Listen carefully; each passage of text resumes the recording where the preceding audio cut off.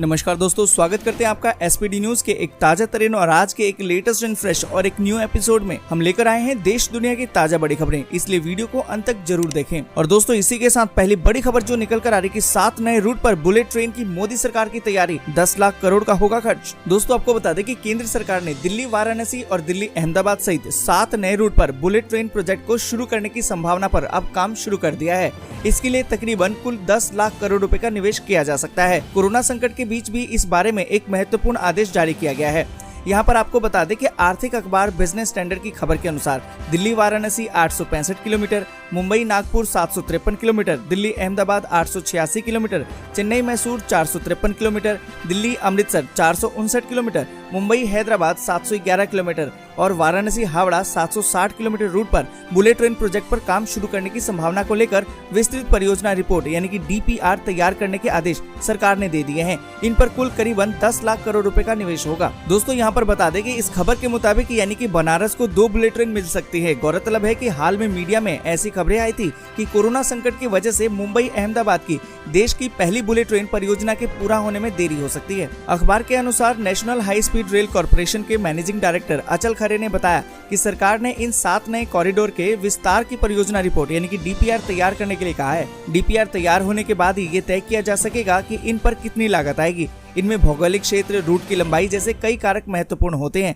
और ये भी जरूरी नहीं कि नए कॉरिडोर जापानी टेक्नोलॉजी के आधार पर ही बनाए जाएं। और इसी के साथ दोस्तों बढ़ते अगली बड़ी खबर की तरफ और आपको बता दें कि कोरोना काल में चली गई है नौकरी तो सरकार 3 महीने तक देगी आधी सैलरी, जाने पूरा ब्यौरा। दोस्तों आपको बता दें कि कर्मचारी राज्य बीमा निगम यानी कि ईएसआईसी ने बेरोजगारों के लिए एक बड़ी राहत भरी घोषणा कर दी है। अब अटल बीमित व्यक्ति कल्याण योजना के तहत ईएसआईसी सब्सक्राइबर को बढ़े हुए बेरोजगारी भत्ते का लाभ मिलेगा। साथ ही पात्रता मापदंडों में भी राहत दी गई है। ये कदम योजना के अंदर नामांकित उन कर्मचारियों के लिए भी बड़ी राहत लेकर आया है जो लॉकडाउन के दौरान अपनी नौकरी खो चुके हैं। ऐसे लोगों को अब 3 महीने तक सैलरी का 50% राशि प्रदान किया जाएगा। ये फायदा उन कर्मचारियों को मिलेगा जिनकी इस साल 24 मार्च से लेकर 31 दिसंबर के बीच नौकरी चली गई है। ईएसआईसी बोर्ड के इस फैसले से औद्योगिक क्षेत्र में काम करने वाले करीबन 40 लाख कर्मचारियों को इसका फायदा होगा। ईएसआईसी ने बयान जारी करके कहा है कि संगठन ने अटल बीमित व्यक्ति कल्याण योजना के अंतर्गत कुछ शर्तों और बेरोजगारी से जुड़े हुए लाभ में बढ़ोतरी को लेकर कुछ नियमों में छूट देने का फैसला किया है। दोस्तों यहाँ पर आपको बता दें कि ईएसआई ने कहा है कि पहले नौकरी जाने के 90 दिन के बाद राहत राशि का भुगतान किया जा सकता था, अब इसकी समय सीमा को घटाकर 30 दिन कर दिया गया है। दोस्तों अगर इस कोरोना काल में आपके साथ भी ऐसा कुछ हुआ है तो इसका फायदा आप ले सकते हैं। और इस पूरी खबर पर आप क्या सोचते हैं कमेंट करके जरूर बताएं। और इसी के साथ दोस्तों अगली बड़ी खबर जो निकल कर आ रही है कि बाइटडांस कंपनी ओरेकल और माइक्रोसॉफ्ट को नहीं बेचेगी टिकटॉक ऐप। दोस्तों यहाँ पर आपको बता दें कि टिकटॉक की ओनर कंपनी बाइटडांस ने टिकटॉक के अमेरिकी ऑपरेशन की बिक्री की खबर से इनकार कर दिया है। बाइटडांस ने साफ कर दिया है कि कंपनी फिलहाल अपने अमेरिकी ऑपरेशन को अमेरिकी कंपनी माइक्रोसॉफ्ट और ओरेकल को नहीं बेचने जा रही। चीन के state run TV channel CGTN की एक रिपोर्ट में इसका खुलासा हुआ है। ऐसी रिपोर्ट है कि बाइटडांस ने चीन को खुश करने के लिए ओरेकल के साथ अपनी डील को रद्द कर दिया है। दरअसल बाइटडांस को उम्मीद है कि शायद कंपनी पर अमेरिका में लगा प्रतिबंध हट सकता है। आपको बता दें कि अमेरिका सरकार के टिकटॉक बैन को बाइटडांस की तरफ से कोर्ट में चुनौती दी गई है। हालांकि डील रद्द होने से पहले बाइटडांस लंबे वक्त से अमेरिकी ऑपरेशन की बिक्री के लिए ओरेकल और माइक्रोसॉफ्ट कॉर्पोरेशन के साथ संपर्क में थी। दोस्तों यहाँ पर आपको बता दें कि इससे पहले short video making app TikTok के अमेरिकी ऑपरेशन की बिक्री की पूरी डील होने की खबर आई थी। टिकटॉक बिक्री की डील में टेक्नोलॉजी कंपनी ओरेकल मुख्य पार्टनर के तौर पर सामने आई थी और इस तरह माइक्रोसॉफ्ट की इस डील से छुट्टी होने की खबर आई थी। माइक्रोसॉफ्ट ने खुद टिकटॉक की खरीदारी की डील से बाहर होने के बारे में सूचना दी थी। हालांकि अब चीन की तरफ से ऐसी कोई भी डील नहीं होने की सूचना दी गई है, लेकिन अभी भी बाइटडांस और टिकटॉक की तरफ से कोई बयान नहीं आया है। और इसी के साथ दोस्तों अगली बड़ी खबर जो निकल कर आ रही है, जियो को टक्कर देने के लिए एयरटेल लॉन्च कर सकता है सबसे सस्ते 4G स्मार्टफोन। भारत की टेलीकॉम कंपनी एयरटेल जल्द ही भारतीय मार्केट में सस्ते 4G स्मार्टफोन लॉन्च कर सकती है। जियो को टक्कर देने के लिए ऐसा किया जा रहा है क्योंकि जियो कम कीमत वाले 4G हैंडसेट लाने वाला है। रिपोर्ट के मुताबिक भारतीय एयरटेल जल्द ही भारत में स्मार्टफोन कंपनियों के साथ पार्टनरशिप करेगा। चूँकि रिलायंस जियो का प्लान है कि सस्ते 4G हैंडसेट और बंडल डेटा प्लान के साथ भारतीय 2G मार्केट पर कब्जा कर लिया जाए। इसके लिए रिलायंस जियो के पास गूगल की पार्टनरशिप भी है, जो कंपनी को एंट्री लेवल 4G स्मार्टफोन के लिए एंड्रॉइड देगा। ऐसे में एयरटेल के पास एक तरह का दबाव भी है कि वो 2G यूजर्स को जियो के पास जाने से रोक सके।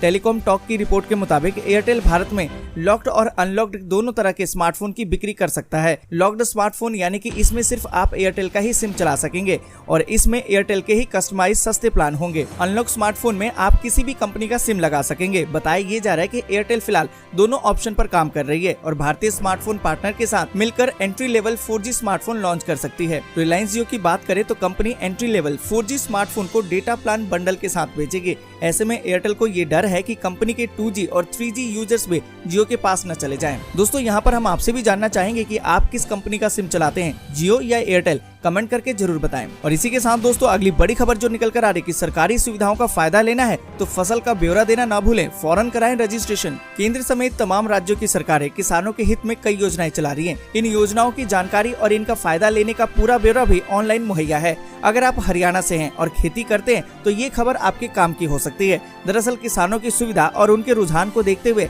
हरियाणा सरकार ने मेरी फसल मेरा ब्यौरा पोर्टल पर खरीफ फसलों के रजिस्ट्रेशन की आखिरी तारीख बढ़ा दी है। बाजरे की फसल को छोड़कर अन्य फसलों का रजिस्ट्रेशन 15 सितंबर तक करवाया जा सकता है। बाजरे के रजिस्ट्रेशन की मियाद खत्म हो चुकी है। जिन किसानों ने अभी तक इस पोर्टल पर अपनी फसल का रजिस्ट्रेशन नहीं करवाया है वे फौरन ही अपना रजिस्ट्रेशन करवा लें। दोस्तों यहाँ पर आपको बता दें कि हिसार जिले की डीसी डॉक्टर प्रियंका सोनी ने बताया कि किसानों द्वारा बोई जाने वाली हर फसल का मेरी फसल मेरा ब्यौरा पोर्टल पर रजिस्ट्रेशन करवाना जरूरी है, ताकि उसे अपनी फसल बेचने और कृषि बागवानी विभागों से जुड़ी तमाम सरकारी योजनाओं का फायदा हासिल करने में कोई परेशानी न हो।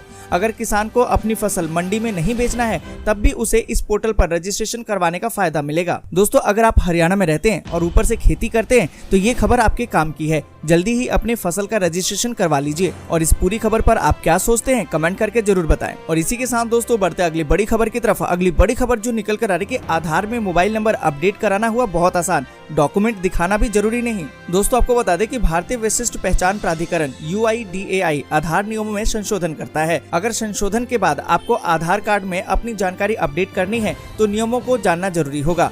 समझ लीजिए कि अगर आपके आधार के साथ मोबाइल नंबर अपडेट नहीं है तो कई सेवाओं का फायदा आप नहीं ले पाएंगे। ऐसे में आज ही तुरंत अपने आधार के साथ मोबाइल नंबर को अपडेट करा लें। UIDAI के मुताबिक अगर आपने अभी तक अपने लेटेस्ट मोबाइल नंबर को आधार से अपडेट नहीं किया है तो आप बिना किसी डॉक्यूमेंट के इसे अपडेट कर सकते हैं। आपको सिर्फ अपना आधार कार्ड लेकर किसी भी नजदीकी आधार केंद्र सेवा पर जाना होगा और मोबाइल नंबर अपडेट करने के लिए रिक्वेस्ट देना होगा। अगर आप आधार नंबर का इस्तेमाल किसी भी वेरिफिकेशन प्रक्रिया के लिए करेंगे तो आपके नंबर पर एक OTP आएगा। ये OTP आपके रजिस्टर्ड मोबाइल नंबर या फिर ईमेल आईडी पर आएगा। ऐसे में अगर आपका गलत या पुराना नंबर आधार पे पड़ा होगा तो आपको OTP नहीं आएगा। इसके कारण आप अपने प्रोसेस को पूरा नहीं कर पाएंगे और इसके अलावा आधार को किसी दस्तावेज से लिंक भी नहीं करा सकेंगे। यहाँ पर दोस्तों आपको बता दें कि अगर आप अपने मोबाइल नंबर से आधार को लिंक कराना चाहते हैं तो आपको अपने पास वाले आधार सेवा केंद्र पर जाना होगा। यहाँ आपको मोबाइल नंबर अपडेट कराने के लिए 50 रुपए देने होंगे। इसके बाद आपका मोबाइल नंबर आधार के साथ लिंक हो जाएगा और दूसरी सर्विसेज के लिए भी मान्य होगा। दोस्तों यहाँ पर हम आपसे भी जानना चाहेंगे, क्या आपने अपना मोबाइल नंबर अपने आधार से लिंक करवाया है?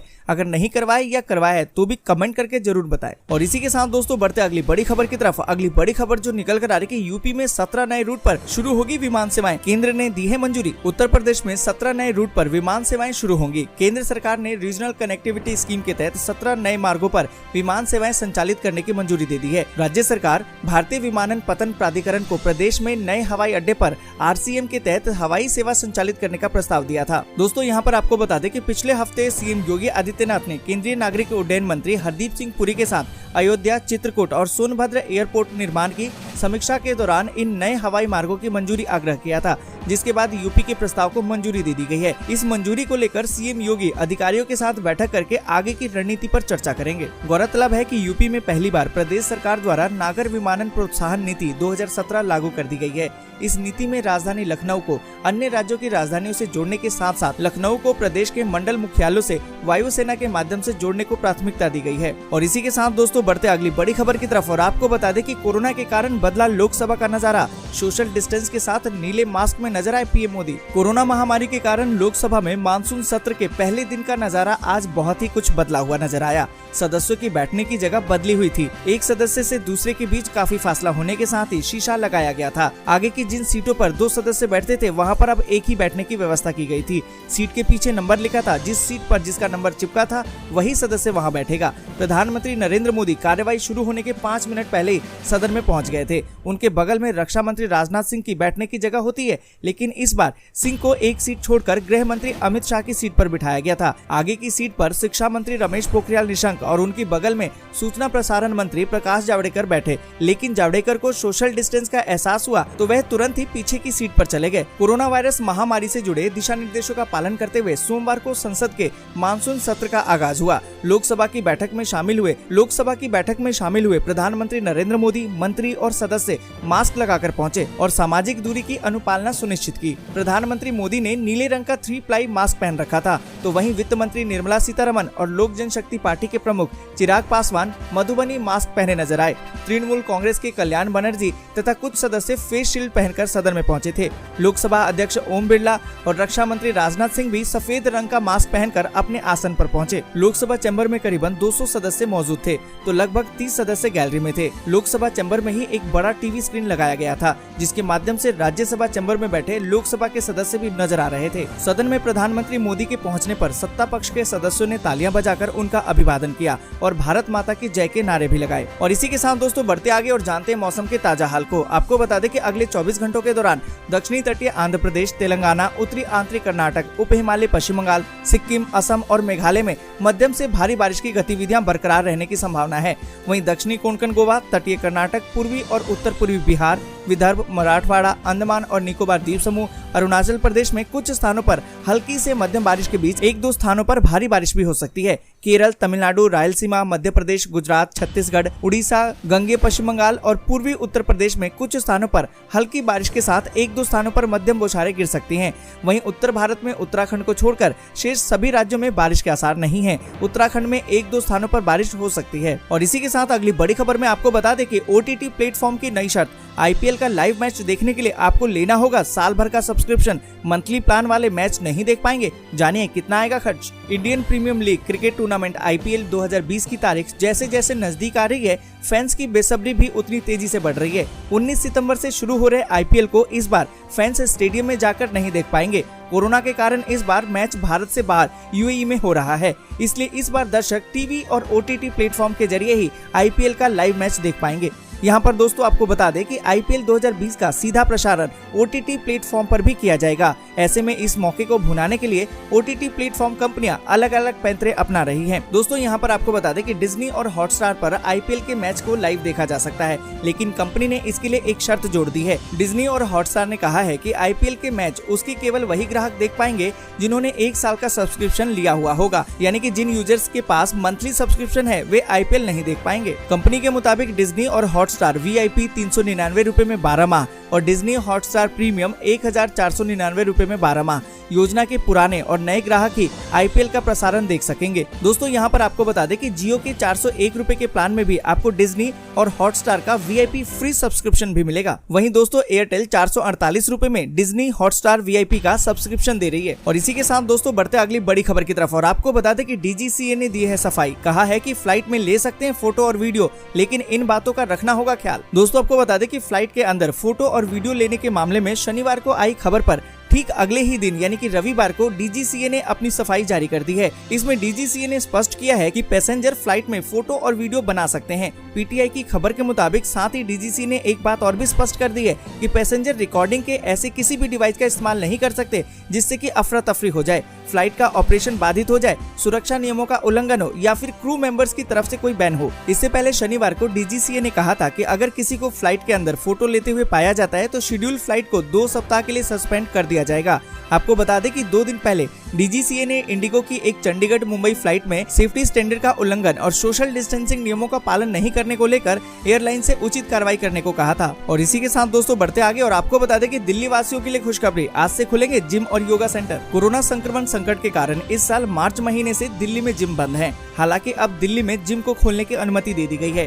दिल्ली सरकार के मुताबिक सोमवार 14 सितंबर से राष्ट्रीय राजधानी दिल्ली में जिम खोले जा सकते हैं। आदेश के मुताबिक जिम और योग संस्थान को तुरंत ही प्रभाव से खोलने खोलने की इजाजत दे दी गई है। दिल्ली डिजास्टर मैनेजमेंट अथॉरिटी ने एक औपचारिक आदेश जारी करते हुए जिम संचालकों को और जिम जाने वाले लोगों को ये राहत दी है। इसके साथ ही साप्ताहिक बाजारों को भी खोलने की अनुमति भी अब 30 सितंबर तक बढ़ा दी गई है। DDMA ने अपने आदेश में कहा है कि जब केंद्र सरकार ने जिम खोलने की मंजूरी दी थी तब दिल्ली के हालात की समीक्षा की गई थी, मगर उस वक्त जिम खोलना संभव नहीं था। हालांकि अब अनलॉक 4 के तहत सभी गतिविधियों को धीरे धीरे खोला जा रहा है। ऐसे में जिम खोलने का निर्णय लिया गया है। हालांकि जिम मालिकों को कुछ गाइडलाइन का पालन करना होगा। राज्य सरकार के मुताबिक सभी जिम संचालकों को केंद्र सरकार द्वारा जारी स्टैंडर्ड ऑपरेटिंग प्रोसीजर यानी कि SOP के तहत जिम चलाना होगा। और इसी के साथ दोस्तों बढ़ते अगली बड़ी खबर की तरफ और आपको बता दें कि जनधन योजना के तहत बिना दस्तावेजों के खुलेगा छोटा खाता। जाने क्या है नियम और कितने फायदे। दोस्तों आपको बता दें कि प्रधानमंत्री जनधन योजना के तहत अब तक देश भर में 40 करोड़ से ज्यादा खाते खुल चुके हैं। यदि आपका किसी भी बैंक में कोई खाता नहीं है तो आप भी इस स्कीम से बेहद आसानी से जुड़ सकते हैं। यही नहीं, यदि आपके पास फिलहाल दस्तावेजों की कमी है तो भी इस स्कीम से छोटा खाता खुलवा कर भी आप जुड़ सकते हैं। जनधन योजना के तहत स्मॉल अकाउंट की अवधि 12 महीने की होती है और इस दौरान आपको दस्तावेज जमा कराने होते हैं। आप जैसे ही दस्तावेजों को जमा करा देंगे आपका खाता स्मॉल अकाउंट से जीरो बैलेंस अकाउंट में तब्दील हो जाएगा। जनधन योजना के तहत खुले स्मॉल अकाउंट में आप साल भर में अधिकतम 1 लाख रुपए ही जमा करा सकते हैं। ये लिमिट वन टाइम के लिए नहीं बल्कि पूरे साल भर में इतना ही रकम जमा करा सकते हैं। यही नहीं, किसी भी समय इस बैंक खाते में 50,000 रुपए से अधिक की रकम जमा नहीं कराया जा सकता। और साथ ही आपको बता दें कि इस बैंक खाते में जमा रकम से महीने में 10,000 रुपए से ज्यादा की निकासी नहीं की जा सकती। हालांकि यदि सरकार की ओर से कोई सब्सिडी या फिर PM किसान स्कीम जैसी कोई योजना की रकम ट्रांसफर की जाती है तो उसे जमा रकम की अधिकतम सीमा के तहत नहीं जोड़ा जाएगा। दोस्तों ये थी आज की कुछ जरूरी खबरें और महत्वपूर्ण समाचार। अगर आपको आज की वीडियो पसंद आई हो तो वीडियो को कर दे लाइक शेयर, साथ ही कर दे चैनल को सब्सक्राइब और घंटे के बटन को दबाकर नोटिफिकेशन को कर दे ऑन। हम मिलेंगे आपसे अगले मुख्य समाचारों में।